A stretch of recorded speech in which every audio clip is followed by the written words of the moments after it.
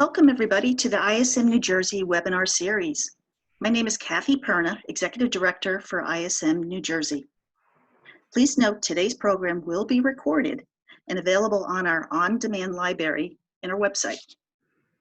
Please be sure to ask questions by using the Q&A tab or the chat function. Our program for today is Best Practices for Creating a Marketing Spend Category Roadmap with our featured speaker, Kathleen Jordan, who is an Associate Director with Corcentric's Source-to-Pay Consulting Group, contributing to large-scale sourcing engagements focused on delivering results in a marketing spend category. Please welcome our speaker for today, Kathleen. Okay, great.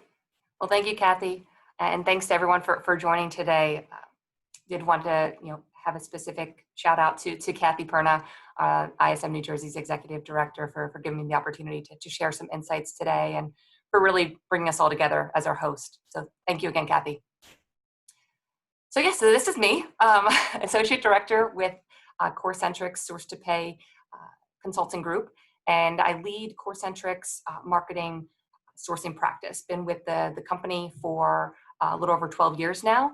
And I play a number of different roles, but again, primarily my focus is centered around driving best practices within the marketing category as it relates to sourcing related activities. And so I've supported a number of different challenging projects over the years, some strategic, some a little bit more tactical, really depending on the category in question that's being impacted. And I also take the lead from an account management standpoint at times when we have large scale engagements that are primarily focused on the marketing category as well, and even some other categories that I've managed over the years.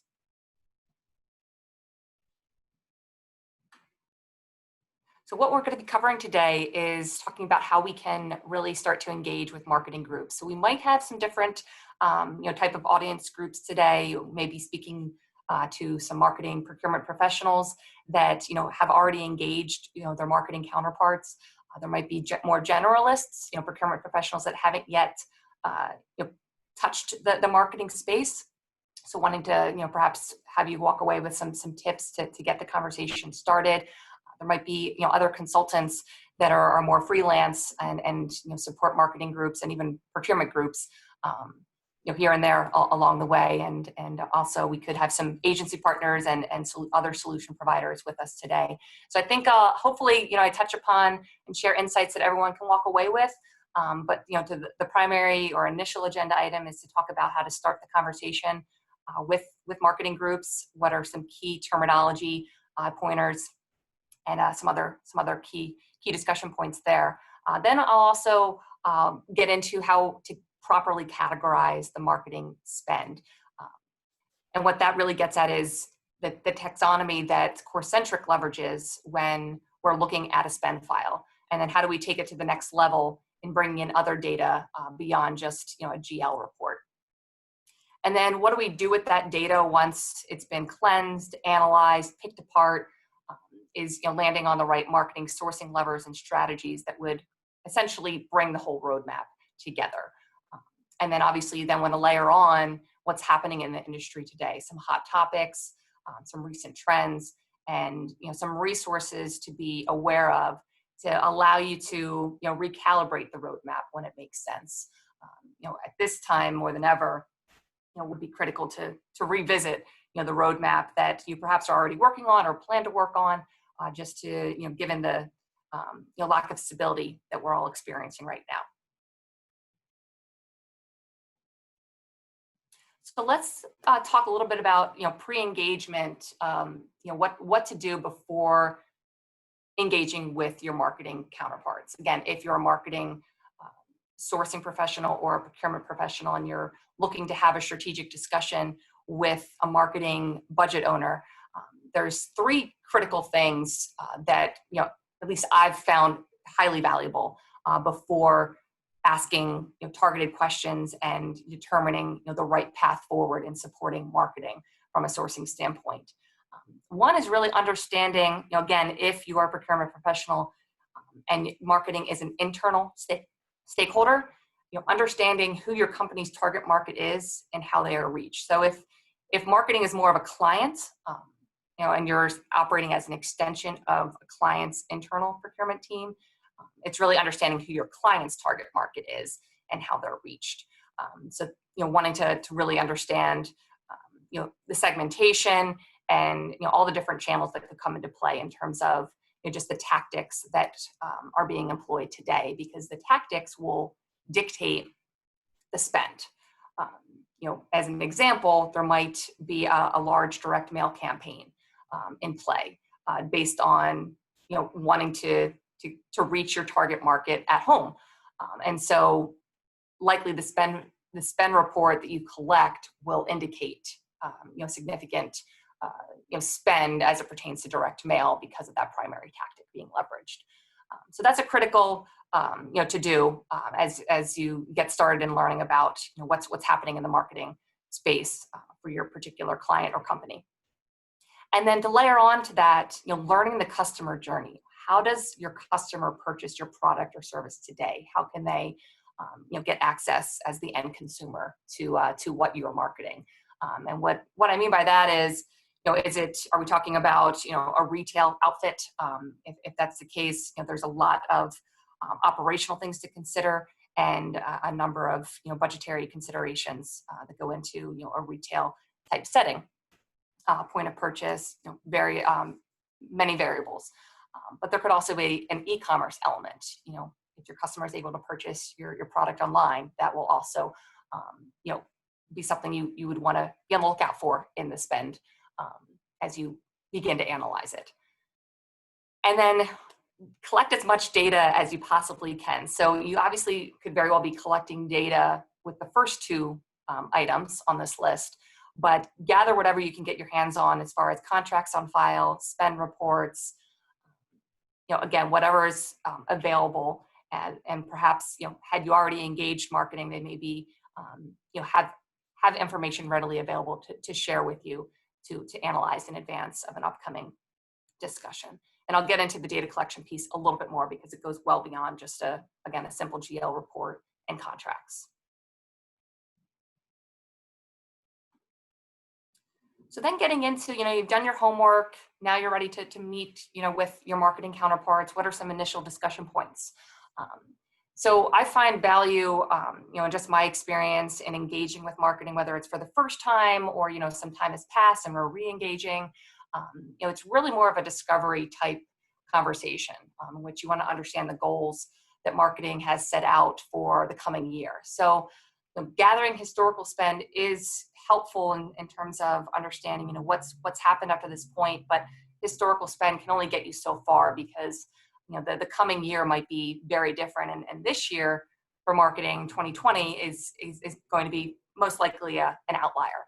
And so thinking ahead of, okay, well, what's your plan for the long term, but also the shorter term? And let's talk about what your objectives are and what that means from a budget standpoint as well.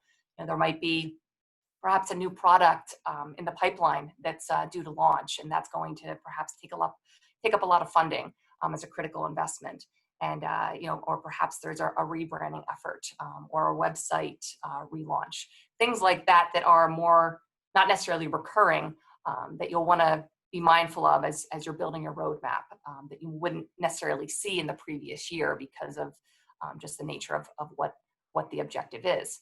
And so you'll want to go into the discovery session knowing the right questions to ask kind of along those lines and demonstrating, the understanding that you've already established in doing some of those to-dos that I just covered earlier. And it's important to talk about marketing as a critical investment and not just a spend category. So, having procurement acknowledge the need then to deliver on really these three key areas to meet marketing expectations as well as achieving procurement's goals. And so collaboration is critical. Marketing at times, and I'd say, over a decade ago or even longer, looked at procurement as more of a tactical group and more focused on the quantitative piece. But procurement has come a long way and really starting to understand how marketing ticks a little bit more. So, it's important to tap into the strengths of both groups and to drive collaboration while also, ensuring there's a proper level of communication and flexibility along the way. But together, if we're looking at marketing as a critical investment and thinking, more long-term, as well as looking to achieve the objectives going into the next year, that, things should come together a little bit more cohesively. And then again, procurement, it really, what comes into play here as well is, as the conversation gets started between marketing and procurement, it's okay, well, how do we measure results? Are we talking about cost improvement? Are we talking about cost avoidance? Because at the end of the day, we want to maximize investments. What does that really mean? So it's an internal discussion to determine, okay, well, how do we measure our results? And how do we define a baseline as well? So a lot of that needs to be sorted out. I've seen a lot of variability over the years in terms of, what is the baseline, especially if we have a new business requirement that needs to be met. The baseline is something that needs to be nailed down so that, again, there's something to go back to once results start coming in the door as a result of different sourcing events that are happening. But I think, again, being focused on maximizing investments and ensuring that both procurement and marketing are focused on that as the primary result, there's the opportunity for additional value to come into play. And what I mean by that is, they're maximizing investments really gets at the quantitative piece. There's the qualitative aspect that needs to be captured as well, in terms of identifying those right partners for marketing that can deliver more of those, X factors at the end of the day and be a true extension of an internal marketing team. So I'll pause here for any questions, Kathy, that we might have received already. I'm curious if this is hitting home for anyone, or if there's any thoughts so far, even if it's just general commentary.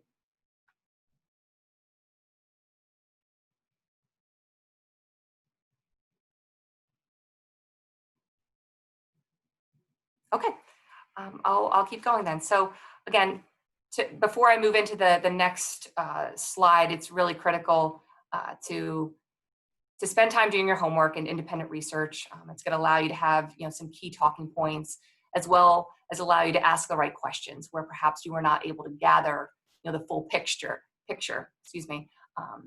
And again, after all, there could be tactics happening behind the scenes, as well as, like I already said, some new initiatives in the works that you aren't yet aware of. So gathering all of that in the discovery type conversations will certainly help as you move forward. Kathy, it looks like we might have one question.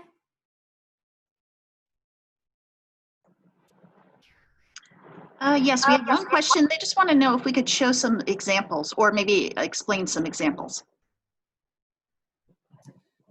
Sure. So examples in terms of projects, because I will get into that momentarily when we talk about sourcing levers and how you can take a certain marketing spend category or sub spend category, I should say, and develop a strategy around it. So I will get into that in just a slide or two. Is that the example? I guess I just want to define example.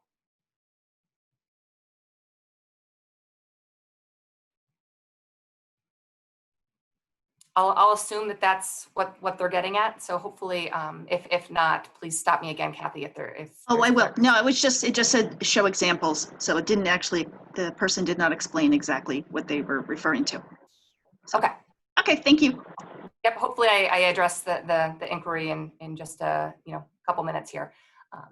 But to build upon the data collection checklist a little bit more, to really feed into the roadmap and what the strategies that will come to be, along with that master spend file. The following information listed on this slide really should be what's collected, and again, it may some of this information is more, I'd say, proactive, not necessarily required for a roadmap, because something might not necessarily apply just yet.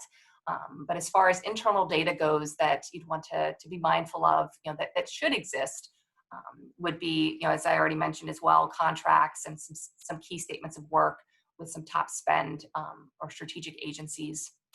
Also, if there's an event calendar that's applicable, given the different tactics being employed to reach your target audience, that could very well be something to collect, just to be mindful of. key conferences or trade shows that have been already committed to, or that there will be an upcoming commitment for. And then budget details. That's critical as well. That should complement the master spend file. But as I talked about earlier, gathering budget details for the coming year will help obviously dictate the right things to focus on, especially if there's a large rebranding effort or a new asset rollout. And then gathering a marketing organizational chart. This might be more prevalent, or not prevalent, applicable to those of you that are perhaps not necessarily an internal resource, but operating in more consulting capacity. Gathering an org chart will determine who are the right decision makers to engage, and just understanding who needs to be involved when we're sourcing a particular spend category. If it's a little bit more strategic, there may be a larger team to engage. And then brand portfolio really gets at, again, going back to the products and services that are being marketed. How does that break down into different product lines? Because perhaps that's what is also dictating the org chart. So having just a handful or handle around the brands that make up your portfolio, that could also dictate how the spend is looking in terms of a level of decentralization, perhaps. So if there's a large brand portfolio, more of a conglomerate type outfit, then there will be multiple brands that we'd want to make sure we account for, and even the ones that are perhaps in the pipeline. And then along with that, a corresponding competitor list. As we get into certain projects, conflicts of interest definitely need to be considered, especially if there's an agency review or agency search being conducted. Just being careful, aware, a particular agency or group of agencies might be supporting competitors of yours, and how we need to work around that. And then target market and segmentation materials, I'd say, is again more of a nice to have, and some of the others listed here are nice to have as well. But where that would come into play is more the strategic initiatives that are agency focused, and where we're doing pitch assignments and crafting those pitch assignments, being able to provide the right level of detail to the agency participants so that they're well informed going into the pitches themselves. So that's internal data that you should be able to capture. Again, some would be more must-haves, others are more nice-to-haves. Kind of as you go down the list, I would say it becomes less of a requirement. And then as we get into industry research, this part of the data collection checklist, this is kind of going back to the independent research I talked about earlier, doing your homework. Before engaging with marketing, these might be some things you'd want to work on in terms of just looking at what's happening in the news regarding certain brand activities that, again, you aren't yet aware of, but would want to have awareness around. So some of this industry research might not be necessary to conduct if some of this information is circulated internally. But again, if you're operating in more of a consulting capacity and not necessarily an internal personnel, these would be key things you'd want to look into in terms of reviewing some of the top agencies that are showing up in the spend file, looking at closely at what competitors are doing, and offering up insights that again might be maybe a new tactic to consider investing in, and again just being well aware of any merger and acquisition activity that could create a shift in the market, and anything else that would come into play as well.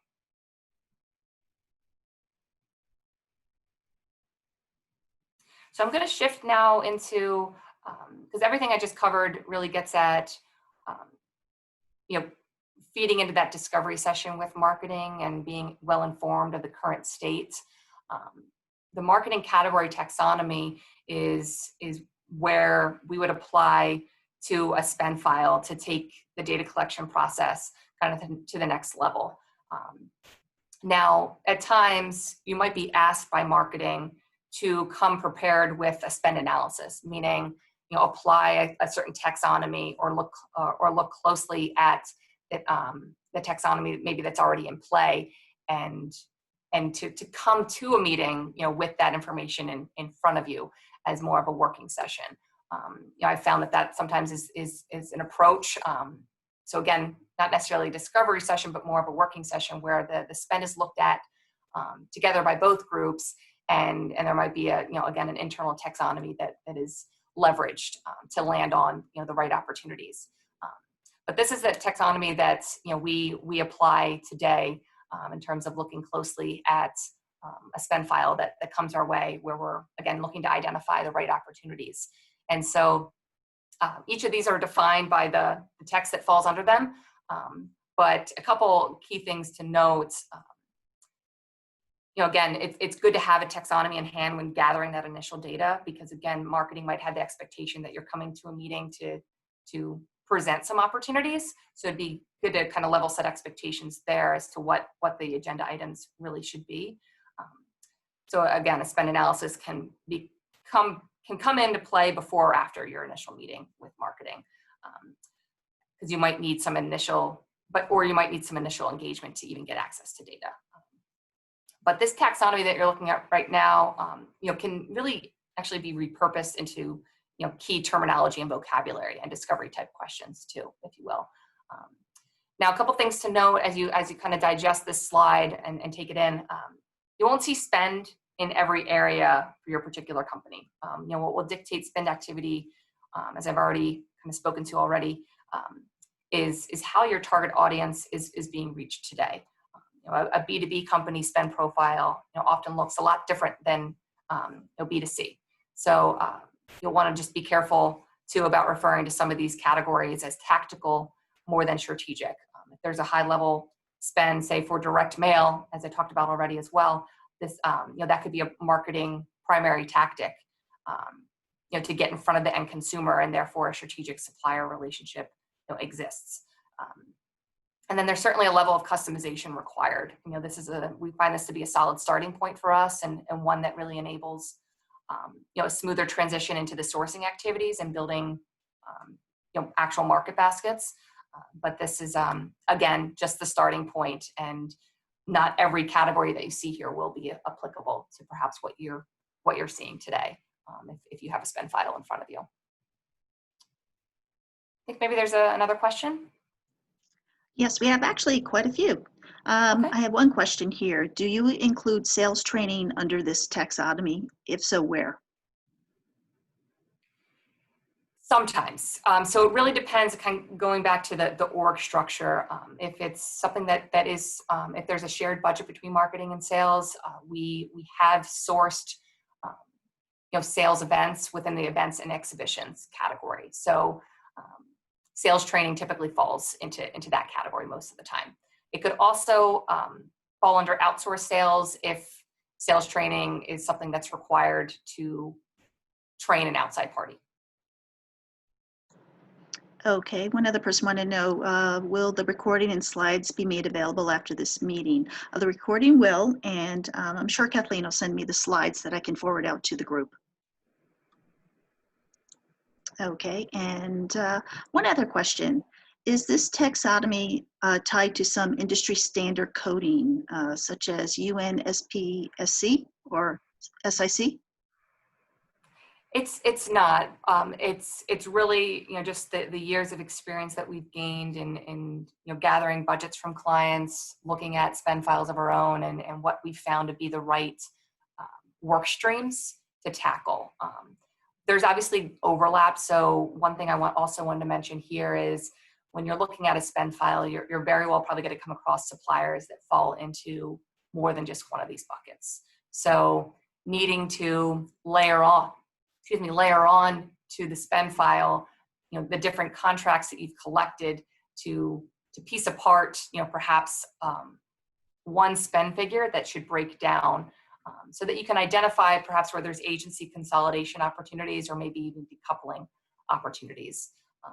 So I did want to make mention to that, but no, this does not tie to any industry standard. It's really just our approach to managing the category on behalf of clients and lessons learned along the way. I would say that we revisit this taxonomy quarterly to account for just the right shifts. Okay, that's all the questions for now. So keep the questions coming. Yes, please. Great. So I'm then going to dovetail into potential sourcing strategies. So this is where we really get into, I'm hoping, the examples that the person that posed the initial question was looking for.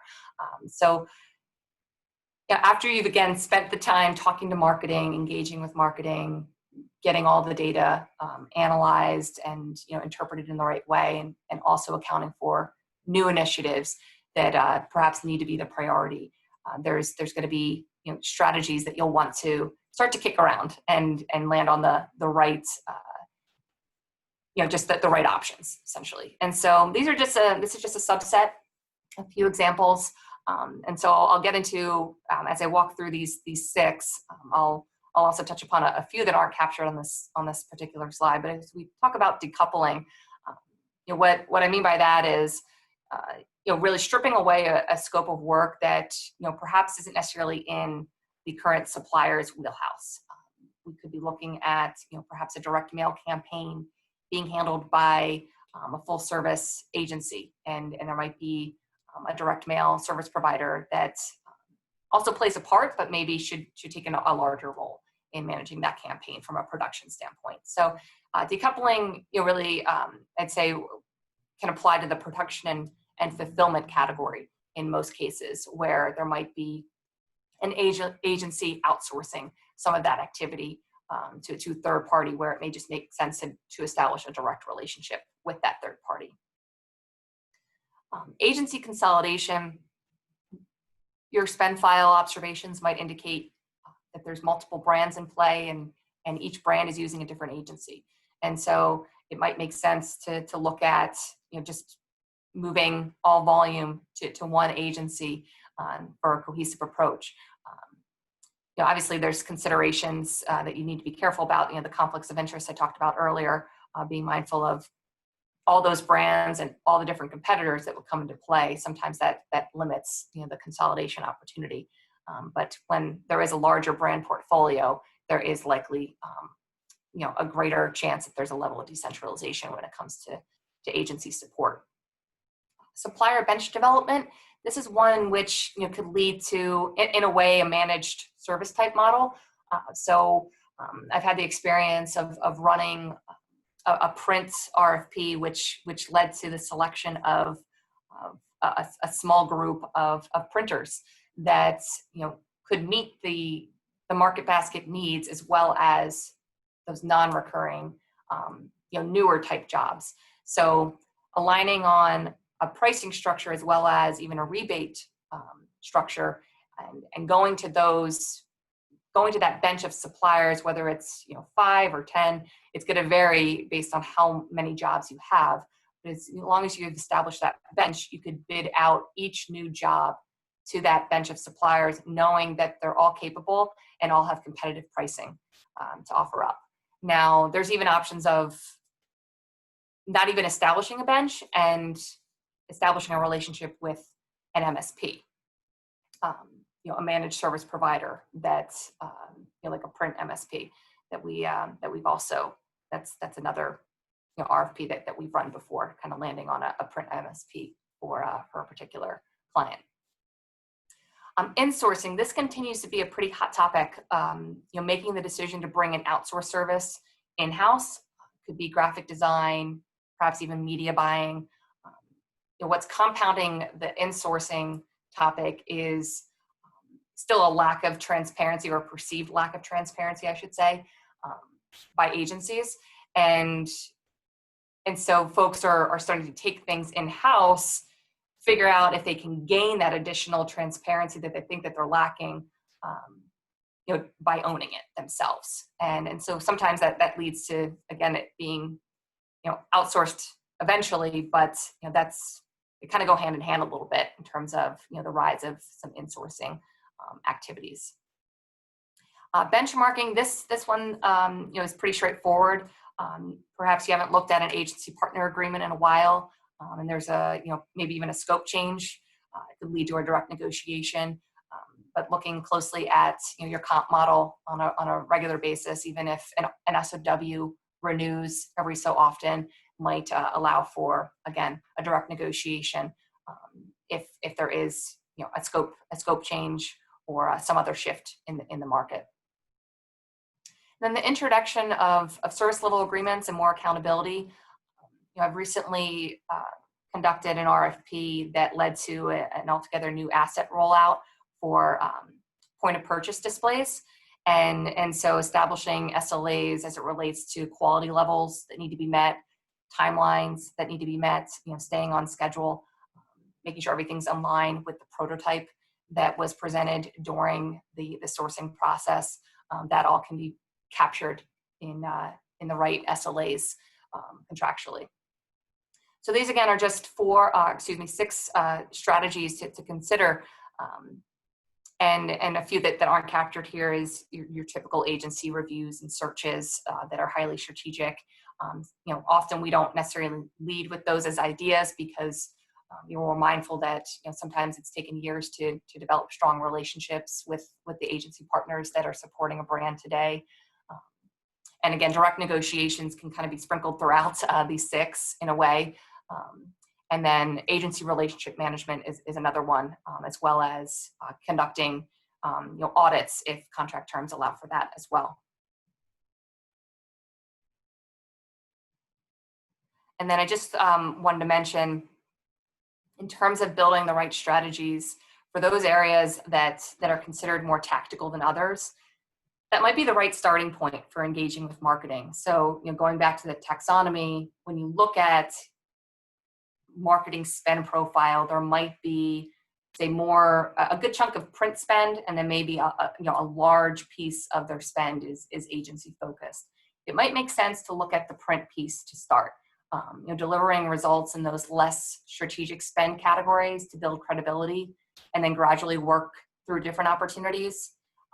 You also have to keep marketing bandwidth in mind as well. So it'll depend on the number of roadmap. We'll need to have the right number of work streams, be mindful of not only marketing's bandwidth, but your own, and then also, being mindful of perhaps the right starting point to then gradually work your way into the more strategic areas that maybe need, more attention at a later time.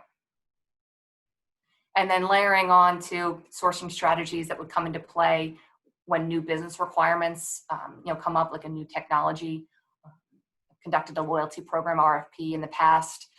And that it was more of a back end focus on the technology, not necessarily the front end and promotional side, but there was it was a robust RFP. So going back to your roots of conducting a standard request for proposal process for new technologies, obviously is something that would need to be captured as well if it's applicable.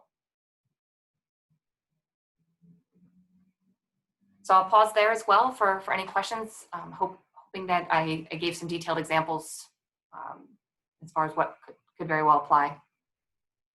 No comments at this time. It looks, but if anybody has any questions, please use the question bar or the chat bar. Thank you very much. Okay, thanks, Kathy. So this slide's a little busy, but I wanted to spend some time talking about what folks are talking about today.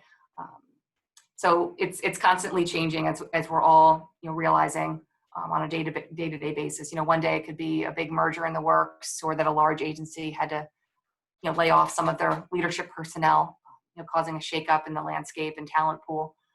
Another day it could be that a large advertiser has stopped investing in traditional working media, and then perhaps your company's working with that same agency. So what does that mean for the agency's buying power? So those are the types of things that could very well be happening, and you'll need to start asking questions in terms of, well, how do I respond, and do I respond? And so I wanted to talk first about ongoing challenges and considerations. So I've had the opportunity to attend some conferences and events over the years, and just spend some time keeping a pulse on different email feeds that I get from Ad Age and the Association of National Advertisers and some other resources. And what I continue to see a lot of is the topic of agency transparency, and that compounding folks to bring some particular services in-house. The CEO of the Association of National Advertisers, ANA, has been quoted recently in saying, when you operate in a non-transparent universe, you're leaving money on the table, and that's something that could very well keep marketers up at night, and so that's sometimes what's driving the decision to bring something in-house. So it's always, okay, well, what do we bring in-house? How do we properly staff to address that need? And is it something that we can make permanent? Another ongoing discussion is the marketing RFP dead? And I think it's important to define, well, what do we mean by RFP? It's a request for proposal, right? So I think what needs to be considered is there's still the need to gather pricing details from whichever service provider or partner you're looking to establish a relationship with. But how you go about that can certainly be reworked. You don't have to take a tactical approach in terms of crafting an RFP and sending it out. I think when it comes to marketing, being hands-on and communicating over the phone could really go a long way, and even allow you to gauge early on the other side of the table, the agencies, how they re-engage or engage in response to your outreach. So I don't think the marketing RFP is dead. I still run marketing RFPs, but what I'm mindful of when doing so is there a more flexible approach, making sure that there's some best practices that are employed along with it in terms of that communication and hands-on, not being too arm's length when issuing it. I know sometimes we've been careful too, if a client has an internal tool to circulate an RFP, we make sure we level set expectations early on and explain why it's important for that tool to be leveraged, things like that. And then I see a question, but I'm just going to close out the ongoing challenges and considerations piece. There's the importance of MarTech and also just the digital piece of it all. And when it comes to the marketing space, it is critical for IT to have a seat at the table when there's just that convergence of marketing and IT becoming more and more prevalent.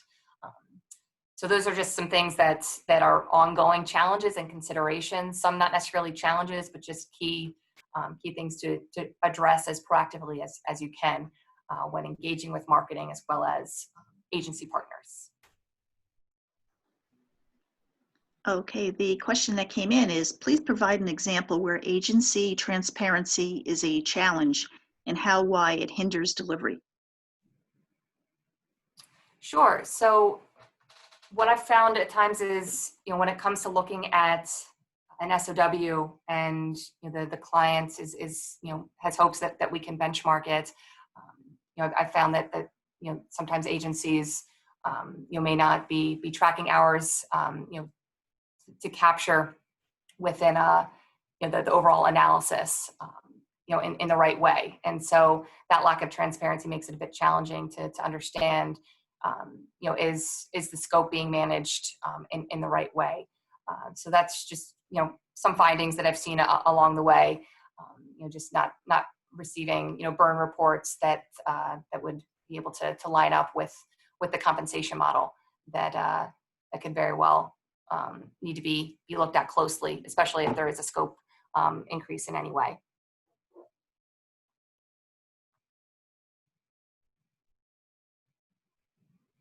So moving into the recent trends piece, the need for greater agency flexibility is just at this point a key finding for obvious reasons, I would say. But over to the right is a quote from an agency executive within the media landscape, and they've been quoted in saying, this is where flexibility takes on a whole other meaning. Flexibility is not just about budgeting; it is about timing. So there are plans, or what's projected for right now with different media agency executives weighing in is that 20 to 30% of committed ad dollars are expected to be pulled back in Q3. So those media spend cuts happening for a number of reasons. Live sports, driving some decisions along with just a number of other variables. But that is something to be mindful of. And decisions that marketers are making for again, obvious reasons, especially if there's a retail element to the customer journey. So redirecting dollars then to digital and the increasing importance of MarTech coming into play to just get in front of the target audience in the right way, given where they actually are and how they can purchase a product or service.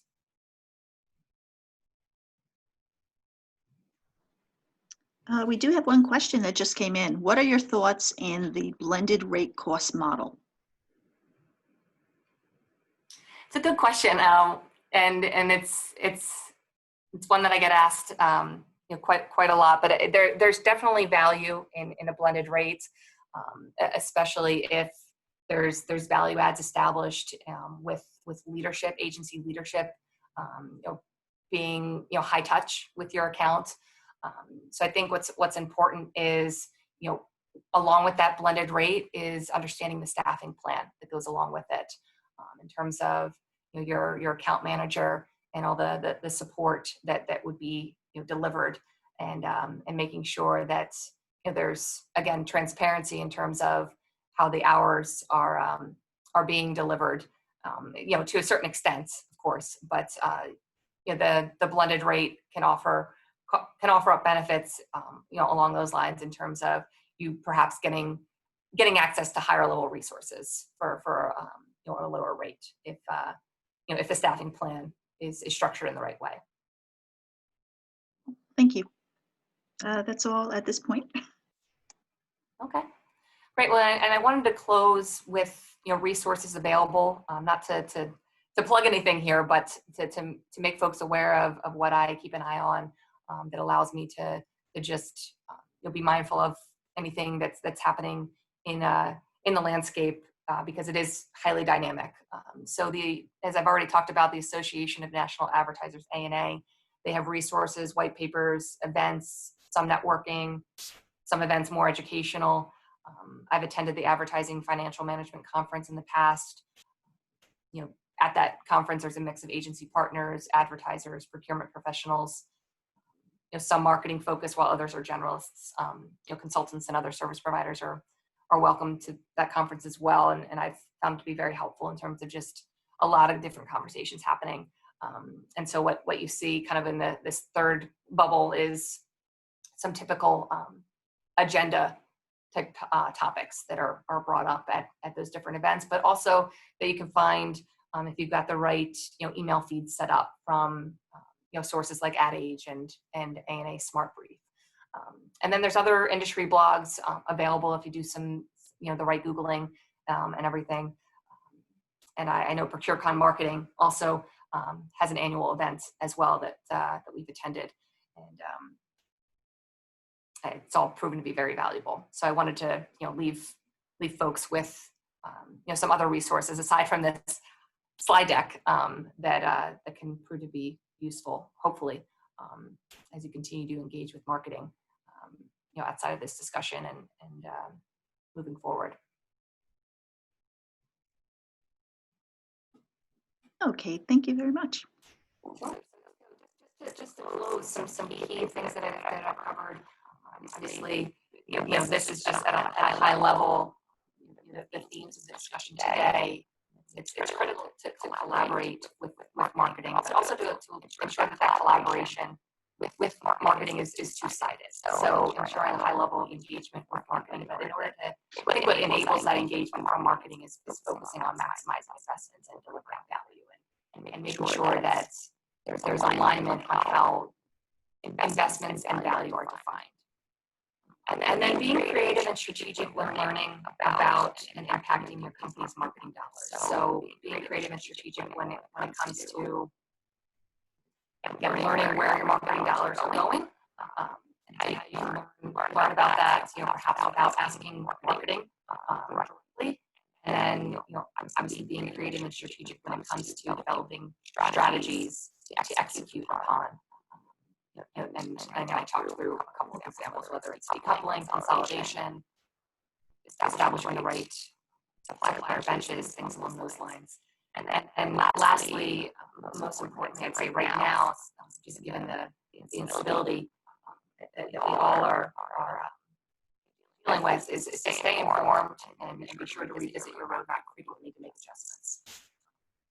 And so right now might not be the right time to start developing a roadmap, but it could very well be the right time to start at least collecting data, start to learn about the marketing category, and spend some of the time doing your homework if time allows for that. But I would say there's no bad time to start crafting a roadmap as long as there's a cadence for level setting expectations as to how we can land on that roadmap and making the right adjustments based on what's happening in our world today, and also internally within your own company.